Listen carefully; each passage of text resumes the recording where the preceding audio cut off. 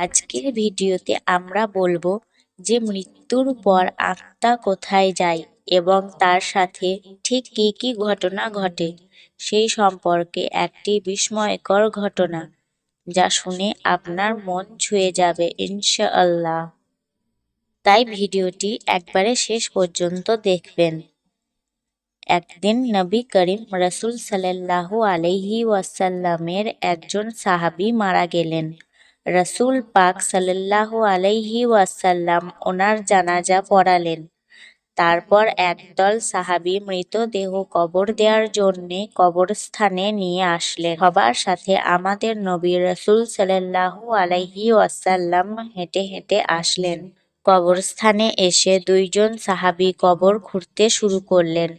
কবরস্থানে উপস্থিত সবাই মৃতদেহকে ঘিরে বসে আছেন। কবর খনন শেষ না হওয়া পর্যন্ত সবাই অপেক্ষা করছেন। সবাই চুপচাপ, নীরব ও শান্ত একটি পরিস্থিতি।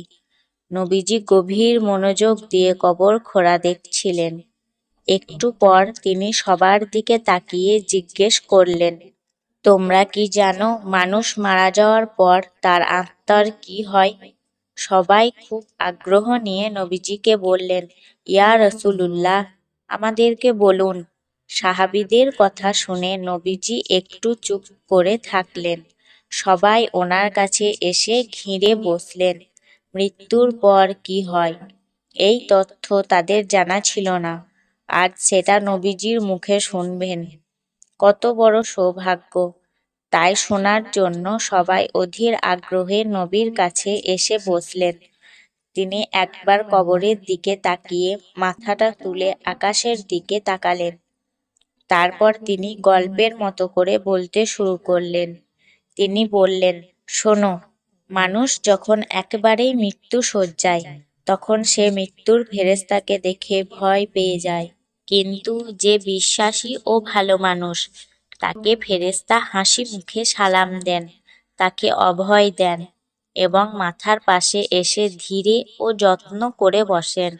তারপর মৃতপ্রায় মানুষটির দিকে তাকিয়ে বলেন, হে পবিত্র আত্মা, তুমি তোমার পালনকর্তার ক্ষমা ও ভালোবাসা গ্রহণ করো এবং এই দেহ থেকে বের হয়ে আসো। মুমিনের আত্মা যখন দেহ থেকে বের হয়ে আসে, তখন সে কোনো ধরনের ব্যথা ও বেদনা অনুভব করে না। নবীজি আরও একটু ভালো করে উদাহরণ দিয়ে বললেন, মনে করো একটা পানির জগ কানায় কানায় পূর্ণ হয়ে যাওয়ার পর উপর থেকে এক ফোঁটা পানি যেমন নিঃশব্দে উপর থেকে নিচে নেমে আসে, ঠিক তেমনি নীরবে ও কষ্ট ছাড়াই আত্মাটি তার দেহ থেকে বের হয়ে আসে। সেই সময় দুইজন অন্য ফেরেশতা বেহেশত থেকে খুব সুগন্ধি মাখানো একটা নরম সুতার সাদা চাদর নিয়ে আসেন এবং তারা আত্মাটিকে সেই চাদরে আবৃত করে আকাশের দিকে নিয়ে যান। তারা যখন আকাশে পৌঁছান, তখন অন্য ফেরেশতারা সেই আত্মাটিকে দেখার জন্য এগিয়ে আসেন। কাছে এসে সবাই বলেন, সুবহানাল্লাহ, কত সুন্দর আত্মা, কি সুন্দর তার ঘ্রাণ। তারপর সবাই জানতে চান, এই আত্মাটি কার? উত্তরে আত্মা বহনকারী ফেরেশতারা বলেন, উনি হলেন ফুলান ইবনে ফুলান। নবী আরবিতে বলেছেন, বাংলায় হলো অমুকের সন্তান অমুক। বাকি ফেরেশতাগণ তখন আত্মাটিকে সালাম দেয়। তারপর আবার জিজ্ঞেস করে, উনি কি করেছেন? ওনার আত্মায় এত সুঘ্রাণ কেন? তখন আত্মা বহনকারী ফেরেশতাগণ বলেন, আমরা শুনেছি মানুষজন নিচে বলাবলি করছে, উনি একজন ভালো মানুষ ছিলেন, আল্লাহর ভালো বান্দা, অনেক দয়ালু, মানুষের অনেক উপকার করেছেন। এতটুকু বলার পর নবীজি একটু থামলেন। তারপর সবার দিকে ভালো করে দৃষ্টি দিয়ে ওনার কণ্ঠটা একটু বাড়িয়ে বললেন, এই কারণেই বলছি, সাবধান, তোমরা কিন্তু মানুষের সাথে কখনো খারাপ ব্যবহার করবে না। তুমি মারা যাওয়ার পর মানুষ তোমার সম্পর্কে যা যা বলবে, এই আত্মা বহনকারী ফেরেশতারাও আকাশে গিয়ে ঠিক একই কথা অন্যদেরকে বলবে। এই কথা বলে তিনি আবার একটু চুপ করলেন এবং কবরটার দিকে দৃষ্টি দিলেন।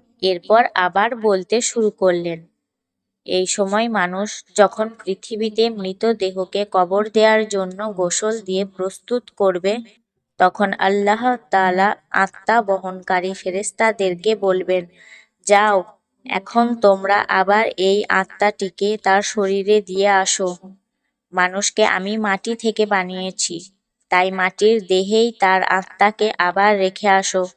সময় হলে তাকে আমি আবার পুনরায় জীবন দেব।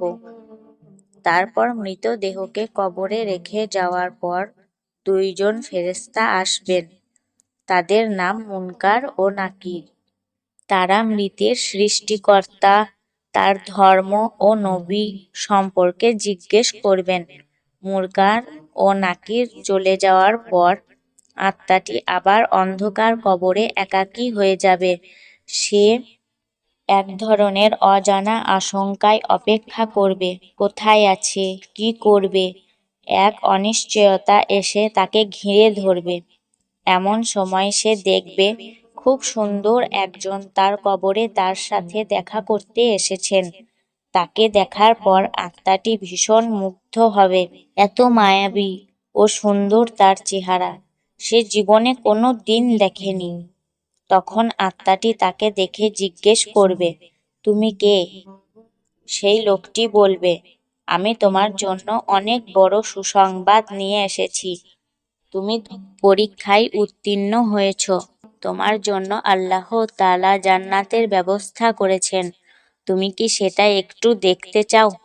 আত্মাটি ভীষণ খুশি হয়ে বলবে, অবশ্যই আমি দেখতে চাই। আমাকে একটু জান্নাত দেখাও। লোকটি বলবে, তোমার ডান দিকে তাকাও। আত্মাটি তখন ডানে তাকিয়ে দেখবে কবরের দেয়ালটি সেখানে আর নেই। সেই দেয়ালের দরজা দিয়ে অনেক দূরে সুন্দর বেহেশতে দেখা যাচ্ছে। বেহেশতের এই রূপ দেখে আত্মাটি অনেক মুগ্ধ হবে ও প্রশান্তি লাভ করবে এবং সেখানে যাওয়ার জন্য অস্থির হয়ে লোকটিকে জিজ্ঞেস করবে, আমি সেখানে কখন যাব, কিভাবে যাব? তখন লোকটি মৃদু হেসে বলবে, যখন সময় হবে তখনই তুমি সেখানে যাবে ও থাকবে। আপাতত শেষ দিবস পর্যন্ত তোমাকে অপেক্ষা করতে হবে। তবে ভয় পেও না, আমি তোমার সাথেই আছি। তোমাকে আমি সেই দিন পর্যন্ত সঙ্গ দিব। আত্মাটি তখন তাকে আবারও জিজ্ঞেস করবে, কিন্তু তুমি কে? তখন লোকটি বলবে, আমি তোমার এতদিনের আমল, পৃথিবীতে তোমার সব ভালো কাজের একজন সঙ্গীর মতো করে দেখছো। আমাকে আল্লাহ তাআলা তোমার সঙ্গ দেওয়ার জন্যেই এখানে পাঠিয়েছেন। এই কথা বলে লোকটি আত্মাটির উপর যত্ন করে হাত বুলিয়ে দেবেন এবং বলবেন, হে পবিত্র আত্মা, এখন তুমি শান্তিতে ঘুমাও, নিশ্চিন্তে বিশ্রাম নাও। এই কথা বলার পর আত্মাটি এক নজরে বেহেশতের দিকে তাকিয়ে থাকবে এবং এক সময় এই তাকানো অবস্থায় গভীর প্রশান্তিতে ঘুমিয়ে পড়বে। নবীজি এতটুকু বলে আবার একটু থামলেন। সাহাবীরা তখন গায়ের কাপড় দিয়ে ভেজা চোখ মুছলেন। আল্লাহ আমাদের পবিত্র আত্মা হওয়ার তৌফিক দান করুন, আমিন।